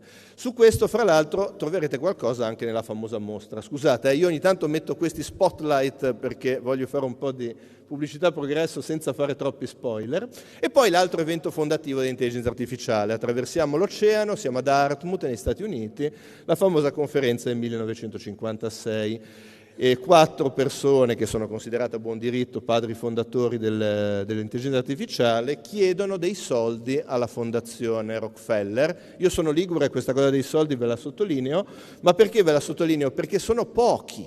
Ottengono un finanziamento di $13.500 che, mettendoci dentro l'inflazione, oggi sarebbero $140.000 più o meno. Cioè, meno di un progetto su scala italiana, pure piccolo. Se si pensa poi cosa ne è uscito fuori, direi che la Rockefeller Foundation può essere abbastanza soddisfatta di questo finanziamento. E guardateli, sembrano dei ragazzi alle prime armi, alcuni lo erano, poi ci attaccate i nomi e questi sono i migliori matematici e informatici della loro generazione. E fra l'altro si vede che si divertivano, questo ve lo segnalo perché secondo me non è trascurabile. E non vi voglio raccontare la storia della conferenza di Dartmouth, salvo dirvi che conferenza è un termine un po' fuorviante. In realtà erano 2 mesi in cui un gruppo ristretto di studiosi avrebbe collaborato continuativamente per fare cosa? Questo è il primo paragrafo della loro proposta alla Rockefeller Foundation. L'idea è di procedere sulla base della congettura per cui ogni aspetto dell'apprendimento e qualunque altra forma di intelligenza può essere in linea di principio descritta così precisamente da farla simulare una macchina. E poi offrono vari esempi che sono uso del linguaggio, formare concetti astratti, risolvere problemi, migliorare se stesse. Questo è un riferimento all'idea di apprendimento che sarà poi molto importante. Ecco, partendo da questi due, ve li sottolineavo insieme, Turing e Dartmouth, perché in entrambi i casi notate come il programma dell'intelligenza artificiale nasce in realtà come un progetto di ricerca di base sulla mente artificiale. Cioè si parlava di intelligenza, perché l'intelligenza veniva considerata un marcatore distintivo di cosa vuol dire avere un processo cognitivo analogo al nostro, ma l'obiettivo era quello di capire come funzionava la nostra di intelligenza. Ecco, poi naturalmente siamo arrivati ai grandi successi di oggi, però non è che siano sempre state rose e fiori. Ci sono i famosi inverni dell'intelligenza artificiale, questa infografica ve li colloca nel tempo, sono un paio di periodi in cui, cosa vuol dire inverno dell'intelligenza artificiale? Vuol dire periodi in cui la convinzione generale era che non si andasse da nessuna parte con questo progetto, i fondi cominciavano a calare, l'interesse cominciava a calare. Poi ne siamo usciti, però ci sono stati. E qui veramente chiedo perdono a chi è più competente in materia, è una semplificazione ovviamente, ma dal mio punto di vista quello che questi periodi di crisi hanno tutto sommato decretato è un parziale fallimento di quello che era il sogno di Dartmouth. Cosa intendo? Intendo l'idea che la pipeline, il processo fosse: capiamo in maniera chiara e precisa come funziona la mente umana, formalizziamola e poi la potremo riprodurre in una macchina. Non è così che abbiamo ottenuto successi, questa è la mia interpretazione. Perché? Perché l'intelligenza artificiale che abbiamo oggi, che funziona in maniera egregia, in realtà è caratterizzata da quella che si chiama opacità radicale. Cosa vuol dire opacità radicale? Questo è Nello Cristianini, eminente informatico, lui sta a Bristol, adesso ha appena scritto questa trilogia in italiano abbastanza di successo, divulgativa, sull'argomento. Questa è una sua citazione, ma molti altri ve lo direbbero. Cosa vuol dire che non siamo in grado di capire come funzionino questi sistemi? Non vuol dire ovviamente che è magia. Abbiamo ben chiaro il funzionamento generale architetturale di questi sistemi. Quello che però non siamo in grado di analizzare in modo completo è perché, fatta una certa richiesta, per esempio a ChatGPT, si ottiene esattamente quella risposta. Qual è il processo che ci ha portato lì? Se vi può aiutare a dormire sonni tranquilli, la stessa cosa è vera rispetto agli esseri umani. Se voi mi fate una domanda, io vi darò una risposta, vi garantisco che non esiste neuroscienziato al mondo che sia in grado di descrivervi minutamente come si è passati dalla domanda alla risposta. Certo, il fatto di vedere una cosa simile in macchine che abbiamo creato noi, qualche momento di inquietudine talvolta lo crea. Cos'è successo quindi? E davvero sto tagliando le cose con l'accetta perché stiamo già addirittura d'arrivo, abbiamo creato macchine che sono molto intelligenti da molti punti di vista, spesso lo sono in modi diversi da come lo siamo noi, e questo per inciso è molto interessante dal mio punto di vista di psicologo, e poi non sono completamente analizzabili con i metodi attuali. Ecco, dire che questo porta al fallimento dell'ambizione di Dartmouth secondo me però è ingeneroso. Io penso che più che un fallimento bisogna aggiornarlo quel sogno, aggiornare quel programma. La mia intuizione, assolutamente discutibile, è che oggi le cose più interessanti che l'intelligenza artificiale ci insegna sulla mente umana ce le insegna per differenza e non per analogia. E questo è ancora un terreno abbastanza da esplorare anche dal punto di vista delle scienze cognitive. Vediamo un po', direi che con questo poi mi avvio a concludere, perché abbiamo parlato degli inverni dell'intelligenza artificiale. Oggi tutto sommato sembrerebbe di essere in tutt'altra stagione, perché c'è un grande successo. Il successo è naturalmente di tipo economico, questi sono i dati Nasdaq del 2023, è mediatico, la copertina del Time, i chatbot se la sono presa molto tempo, da molto tempo in generale se ne parla tantissimo, ancora oggi se ne parlerebbe molto di più se non fossimo in un contesto geopolitico tragico come quello in cui ci troviamo oggi. Comunque sicuramente è un tema all'ordine del giorno, ma dal mio punto di vista il dato più plateale è quanto noi utilizziamo queste tecnologie. Le usiamo tanto, le usiamo sistematicamente e onestamente è una facile profezia supporre che lo useremo sempre di più. Questa è un'infografica divertente perché vi fa vedere quanto tempo ci hanno messo diverse tecnologie di grandissimo successo a raggiungere 1 milione di utenti. Facebook ci ha messo 10 mesi, Spotify 5, Instagram 2 mesi e mezzo, ChatGPT, la versione vecchia, ancora un po' scalcinata, ci ha messo 5 giorni. Capite che stiamo parlando di qualcosa che è assolutamente centrale per noi. E naturalmente è un successo che non è casuale. Queste macchine funzionano e funzionano bene. Il test di Turing non stupirà nessuno sapere che lo passano tranquillamente. Questo è uno dei tanti paper che si sono occupati di questo. Qua vi ho preso un estratto dall'abstract. La prima parte non è interessante, vi dice semplicemente che il comportamento di questi sistemi ricade nel margine, nel range di normalità degli esseri umani. La seconda parte più divertente, quando per caso deviano, non deviano perché sono peggio, deviano perché sono meglio. In questo caso sono più altruisti e più cooperativi. Ma guardate che questa è una grande verità, anche in cose molto più terra-terra. Quando un insegnante sospetta che il suo studente abbia fatto il compito, la tesina, non sia mai la tesi di laurea, con ChatGPT o strumento analogo, di solito il sospetto non nasce dal fatto che ci sono degli errori, nasce dal fatto che è scritta troppo bene. Non c'è mezzo errore di ortografia neanche a cercarlo, lo stile è pulito, ci sono i grassetti, c'è un ordine.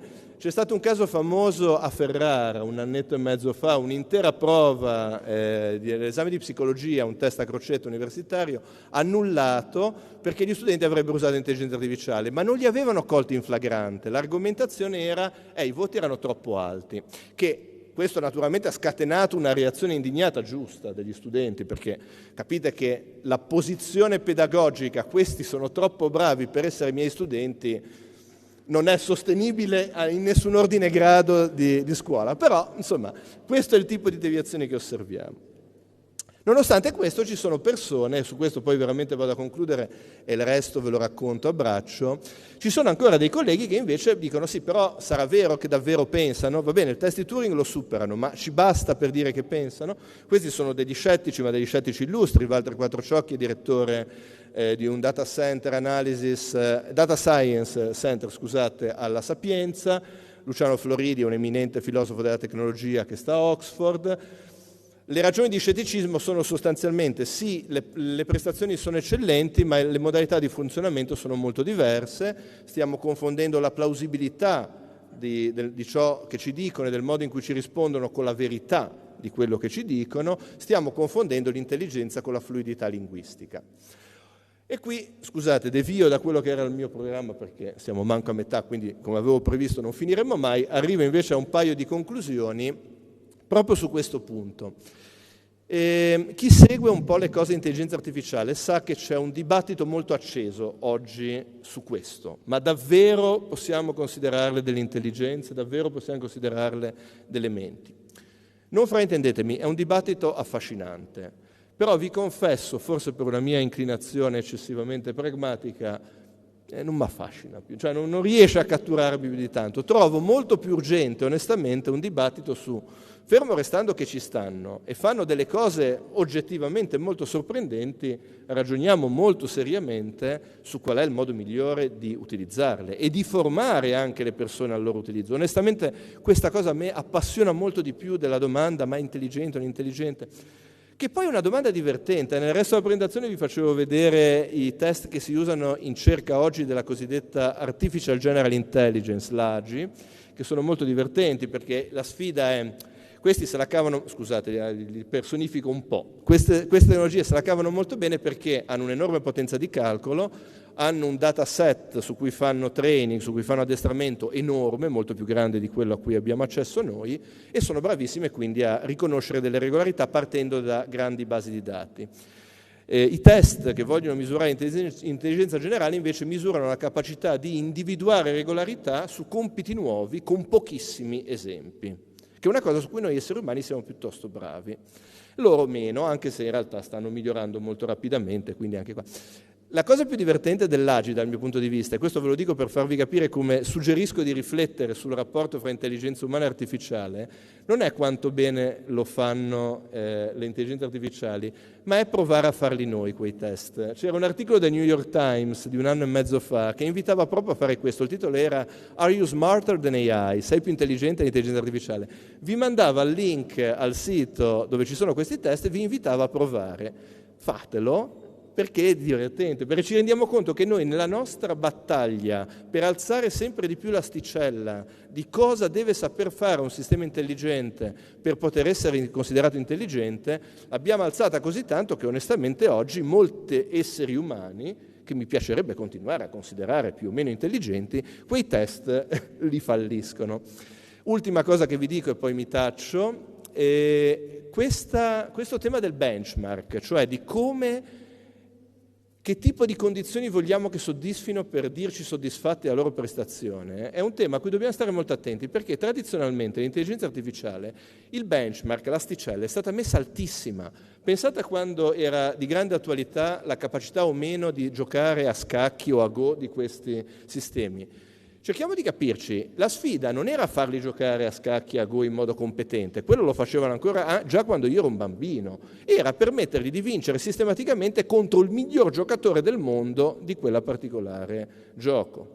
Se noi facciamo lo sbaglio di applicare la stessa logica a compiti mondani, come per esempio la conversazione, la produzione di testi, la generazione di immagini, siamo completamente fuori bersaglio, perché guardate che le applicazioni di questi sistemi, che sono quelli che ne stanno veramente tirando ora lo sviluppo, non richiede la perfezione, richiede quello che Simon chiamava il good enough, il satisficing. Se uno di questi sistemi mi dimostra che è in grado di compiere un compito che normalmente compie un essere umano, in media, altrettanto bene, oppure un po' meglio di come lo farebbe un essere umano,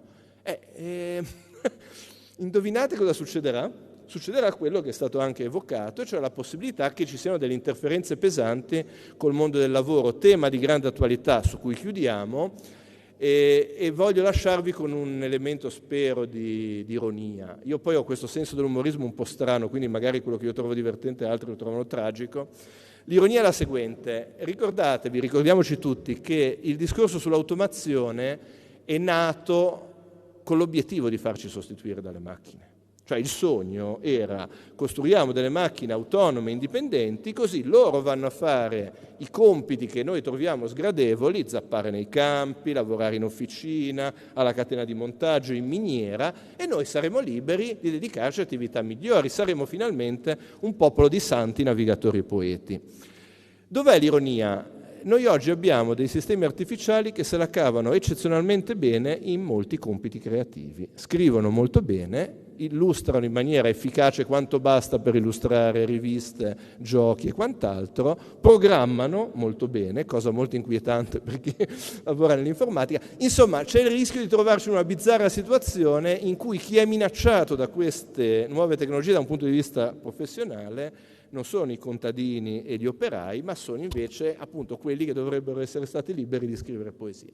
Di tutto questo e di molto altro ancora si parla nella mostra, quindi vi rimando a quella come sempre, vi ringrazio e soprattutto auguro una magnifica vita ai diplomati che ora riceveranno finalmente i loro diplomi, congratulazioni e un buon anno accademico a tutti voi. Grazie.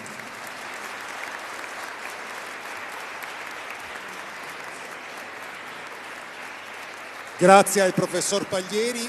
Ora proseguiamo con la consegna dei titoli finali ai 20 allievi che hanno concluso il percorso della scuola superiore negli ultimi 2 anni accademici. Iniziamo con i diplomi di licenza per i 13 allievi che sono entrati nella scuola dal primo anno di università con l'iscrizione a una laurea triennale, proseguendo poi con la magistrale oppure iscrivendosi direttamente a una laurea magistrale a ciclo unico. Bene.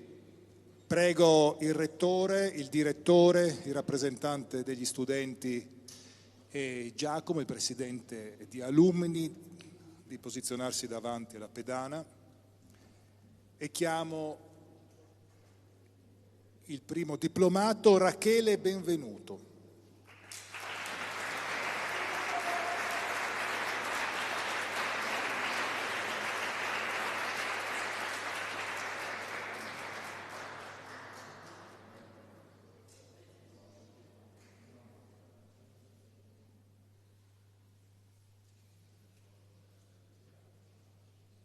Grazie. Gioele Clemente.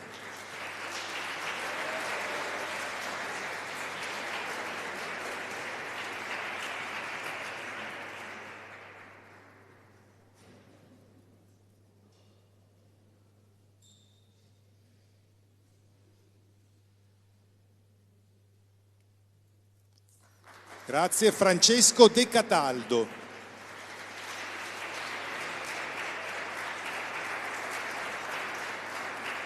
Al termine, non allontanatevi, facciamo la foto di gruppo.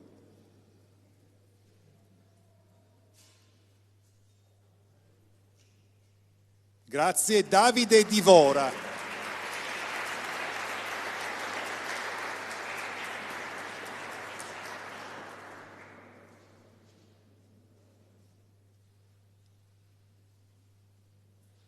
Luca Facchinetti.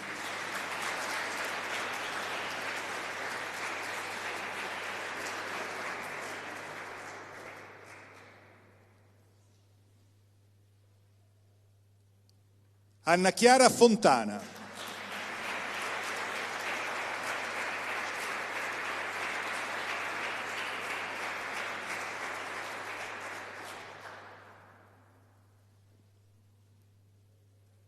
Alessandro Liut.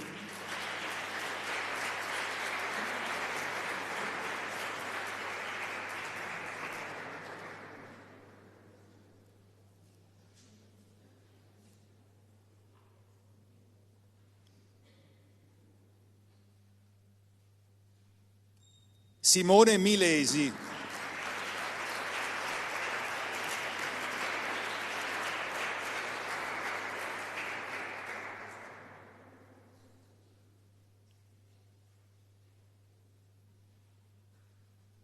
Martina Spollero.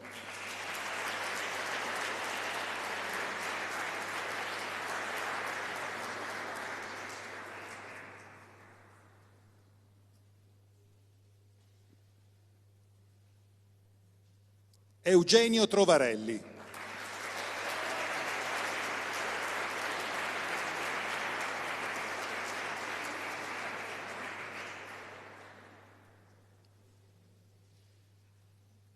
Gabriele Visintin.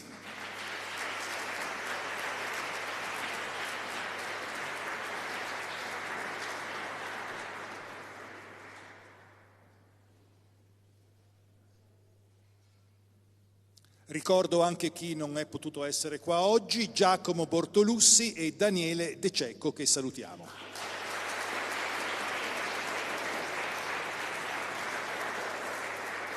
Passiamo agli allievi che hanno seguito il percorso formativo della scuola a partire dal 4º anno, cioè iscrivendosi a un corso di laurea magistrale, che ora ricevono l'attestato di merito per la frequenza. Federico Bais.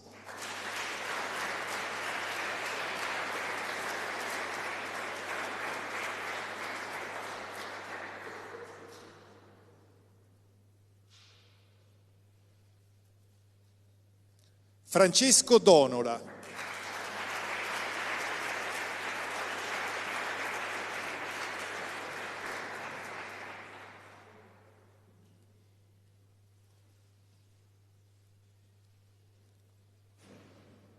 Matteo Farinola.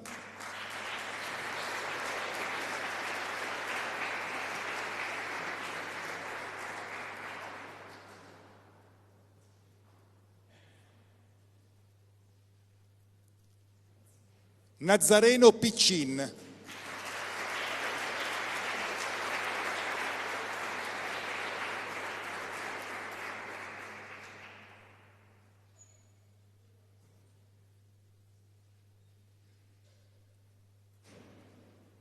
Grazie, menzioniamo anche in questo caso chi non può essere in questo momento: Gabriele Dionis, Martina Gubertini e Federica Scalisi. Bene, la cerimonia è conclusa, io lascerei la parola al Rettore se vuole salutare il padrone di casa. Mi pare che abbiamo detto tante cose, no? Non dobbiamo aggiungerne nessuna, forse una, c'è un rinfresco, non so dove, ma Salati 9, quindi non scappate, venite e ci vediamo l'anno prossimo. Grazie. Facciamo. Prima la foto. I diplomati, prego, venite qua con gli ospiti.